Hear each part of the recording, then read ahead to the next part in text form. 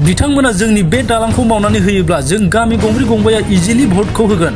दा बेनिफ्राय जोंनि एरिया जों बेखौ मावना होबाथाय जोंनि बे गामियाव गामि दाबै इजिलि भटखौ होगोन। बिथांमोना फैनानै जोंनि बे दालांखौ मावनानै होफैगोन होननानै जों आसा खालामनानै थाबाय।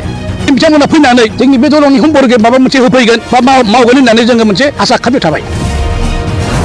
जोंनि बे दालांखौ जुदि मावनानै होआब्ला बिपिएफआनो जा इउपिपिएलआनो जा जों हाबनो होनाय जानाय नङा। जुदि बे दलंखौ जुदि मावना होआबा बे जोङो इयावनो बिपिएफआनो जा इउपिपिएलआनो जा बेखौ जों हाबनो होनाय जायो। बे दलंआ थायोब्ला जों इजि जोङो आबाद थिखांनो इजि जागोन आरो। बाक्सा जिल्लानि सालबारि महकुमानि खख्लाबारि बियाबनि सिङाव थानाय सामुहाथाय रुपहि भिसिडिसिनि बागमारा गामिनि रायजो राजाफोरखौ गोलाव समनिफ्रायनो उल्था कुन्डाजान दैसाया थांलाय फैलाय हान्थामेला राहायाव गोबां जार्लायाव खोख्लैबोदों। बे दैसानि सायाव गंसे दालांनि थाखाय गोलाव समनिफ्रायनो रायजोफ्रा सरकारनि खाथियाव दालां बिनानै मेंग्लिबाय, जायनि जाहोनाव रायजोफ्रा गावसोरो ओंखारबोना औवा खांलायनानै मावनानै लानो गोनां जानानै फैदों। बे उल्टा कुन्डाजान दैसानि थाखायनो बागमारा गामिनि रायजो राजा फरायसा फालांगिरिफ्रा थांलाय फैलाय खालामनायाव गोबां जार्लायाव गोग्लैबोदों। बागमारा गामिनि रायजोफ्रा बे दालांखौ लुफुंनांगौनि थाखाय आथिखालनि बिटिआर आरो रायजो सरकारनिसिम खावलायहरदों। मावफुंबाय दा बे बेलायाव नोंथांमोना बिटिआर सरकारनिफ्राय मायबा मोनसे आसा थिनानै मायबा फोरमायनो सानो नामा? जों सानो बिथांमोना जि बेलेगाव मावदों खिन्थु जोंनि एरिया जों नुवाखै। दा बेनिफ्राय जोंनि एरिया जों बेखौ मावना होबाथाय जोंनि बे गामियाव गामि दाबैया इजिलि भटखौ होगोन।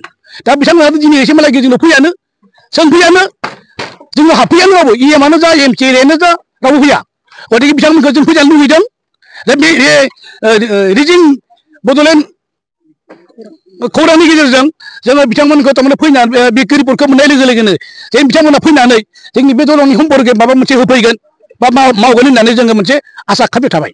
मानो होनबाथाय बिथांमोना दिनैनो बारा गैला गेजेराव 6 माहल'सै 6 माह इलेक्सन जागोन बे समाव फैगोन बे समाव बिथांमोनखौ जों हाबनो जानाय नङा जुदि बे दलंखौ मावाबा जों बेखौ दोनथ' लानाय जादों रायजो राजाफोरा। नोंथांमोना दिनै गामि ओनसोलनिफ्राय जेबो फोरमानलाइ दिनै सरकारनिसिम गथायाखै नामा? गथायबाय बहुत बार जों गथायबाय बहुत माबायाव इन्जिनियार फैदों नायबाय दं दिनै नङा बहुत बोसोरनिफ्रायनो इन्जिनियारा फैबाय थायो नायबाय थायो मावगोन माला मावा जों मिथिया। जुदि इन्जिनियारा फैदोंमोनब्ला बे दलंआथ' दासिम जाफुंनांसिगौमोन। आरो बे दलंनि बे माबायाव ओरै पस्ट गायनानै गाजाल दोलायनानै बिथांमोना भिडिअ लांबाय दं। बिपिएफआवबो लांदों इउपिपिएलआवबो लांबाय दं दिनैसिम बे दलंआ बिदिनो जाबाय दं। दासिम जिथु गामिनि जिथु थासारि बे थासारिया नोंथांमोननिया बेसेबांसो सुबुं दङ गामियाव? जोंनि बागमारा गामि हिसाबैथ' मथा-मथि जोंनिया न'खर हिसाबै 200 सायाव दं आरो बेनिफ्राय थाइजौगुरि दं 50, बुस्थुबार दं 40, बेनिफ्राय रियाबारि दं 30।